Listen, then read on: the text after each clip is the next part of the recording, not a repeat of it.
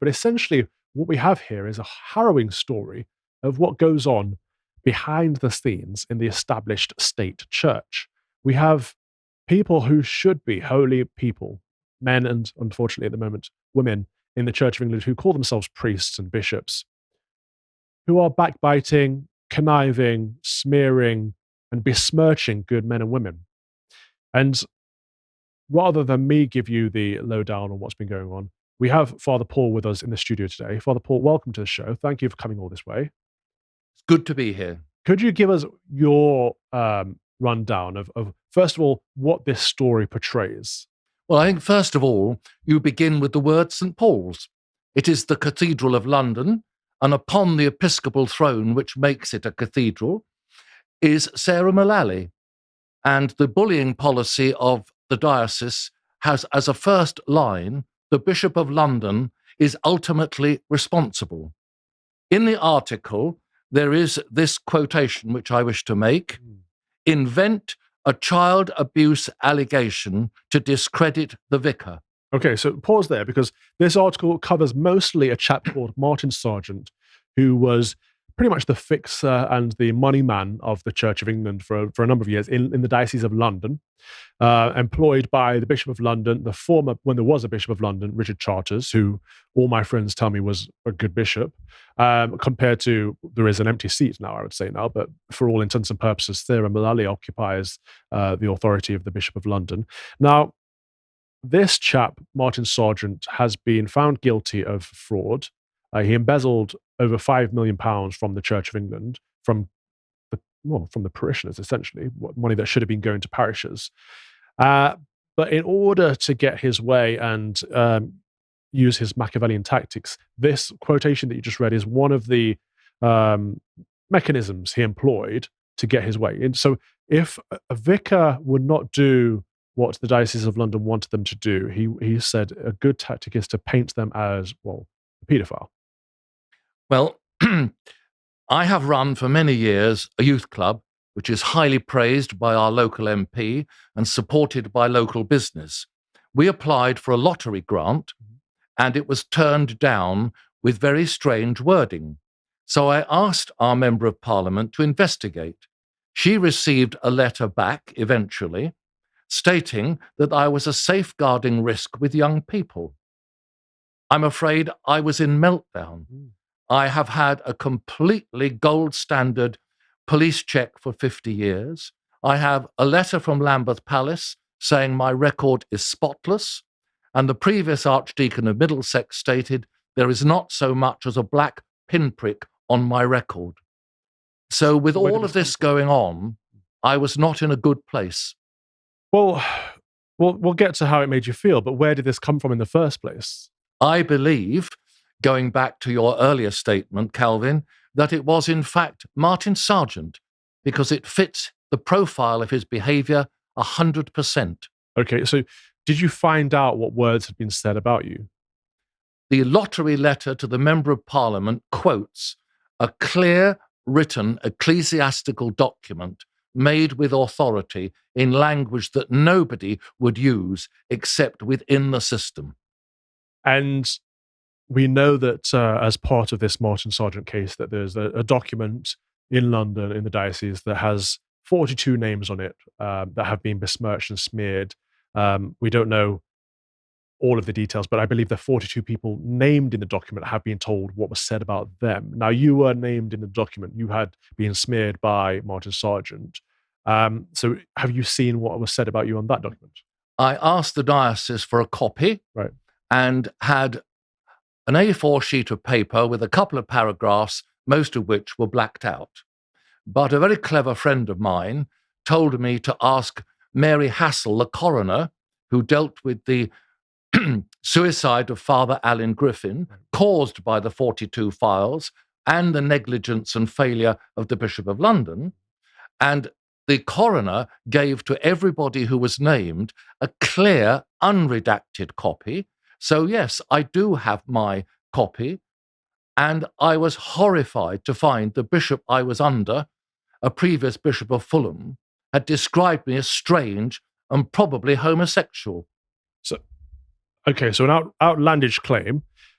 But I want to push further on this Alan Griffin case, because you mentioned there that this was the fault of the Bishop of London, and unfortunately, a man took his own life because of these smears and these allegations against him that were proven unfounded.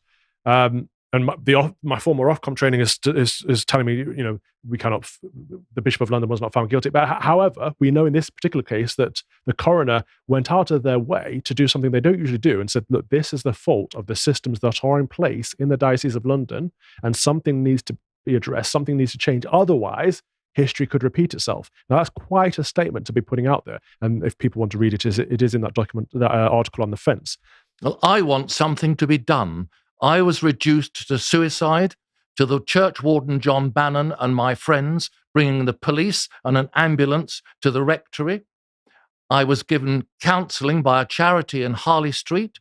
I have been hounded continually by the Bishop of London to evict me. They have tried age discrimination because I happened to have a 70th birthday, but our beloved late Queen was still working at 96. Sir David Attenborough is 97 and working.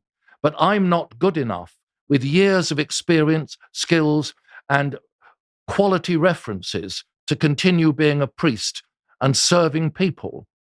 Because I've opened my mouth in York Minster and repeatedly on the ordination of women. They want me out of the way, and they will stop at nothing. And we'll get to that in a moment. But I do want to stress that clerical abuse is a serious thing, and there have been many cases of sexual abuse, particularly with children, that it needs clamping out, it needs addressing. However, it seems certain individuals are taking advantage of that scandal for their own political means, and I find that disgusting. And what we're seeing here is essentially death by bureaucracy, because of the safeguarding elements that the Diocese of London put in place alongside these Machiavellian characters have resulted in the death of a man. And can you tell us a little bit about what you went through personally? You've said you felt the demons on your shoulder. You felt the I ended up with the kitchen knife at my throat, and on a second occasion with the Stanley knife at my wrist. By the grace of God, they were nightmares. I woke up in a cold sweat and called for help. I telephoned Lambeth Palace, and Adam, the assistant to Bishop Timothy Thornton, answered the telephone. He was deeply concerned. He promised to speak to Bishop Timothy. Bishop Timothy told me he contacted the Bishop of London immediately. And I think that's now 3 to 4 years ago. I have never heard from the Bishop of London. When there is a suicide, it is instant action. The Samaritans and every agency will tell you, you act. You are the person who knows, you do something. There was no telephone call, no email, no priest, no police, nothing whatsoever from the Bishop of London, who has the ultimate responsibility. Her pastoral staff should be taken away from her. Well, I mean, you make some interesting points there. I want to push back just a little bit, because this article went quite heavily on Sarah Mullally, and Sarah Mullally and I have a history, as you know.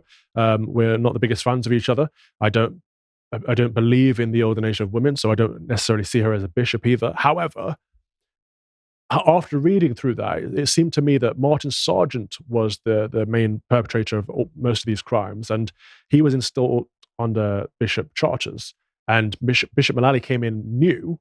So I don't understand how a lot of the responsibility is hers. For 2 years, the article says, the 42 files sat on her desk. She did not order an investigation into fact and truth. She simply allowed Luke Miller to pass it on and result in the suicide. I believe the whole process is a conspiracy and a set-up procedure to get rid of clergy who do not fit their woke, feminist pattern and requirements. I have never been a yes man. I touch the forelock to nobody. I kneel at the feet of our Lord Jesus Christ. But I believe I was treated abominably because I have my views, which I believe are found in the Bible. And I didn't deserve all that's been meted out to me in her name. And I agree, you don't deserve any of this that you've been treated out in the way you've been treated. But I will say that obviously Father Luke Miller is not here to defend himself, and he hasn't been found guilty of anything himself. Now, all that in mind, what would you like to change? What would you like to see the diocese do differently going forward?